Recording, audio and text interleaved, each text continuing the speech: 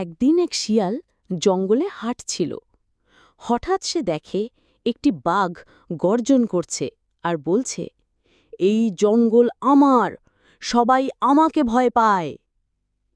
শিয়াল কিছুটা চিন্তিত হলেও বুদ্ধি খাটিয়ে বলল, বাহ, তুমিই তো জঙ্গলের রাজা, কিন্তু জানো কি, এই জঙ্গলে একটা হাতি আছে, সে তোমাকে একটুও ভয় পায় না। বাঘ চটে গিয়ে বলল, কে সেই হাতি, আমাকে দেখিয়ে দাও। শিয়াল চালাক, সে হাতিকে নিয়ে এলো এক বড় গাছের নিচে। হাতি তখন আরাম করে পাতা খাচ্ছে। বাঘ গিয়ে গর্জন করল, এই হাতি, আমি এই জঙ্গলের রাজা। হাতি কোনো উত্তর না দিয়ে সুরে করে বাঘটিকে তুলে গাছে ছুঁড়ে মারল। বাঘ ব্যথায় কুঁকড়ে পড়ে রইল।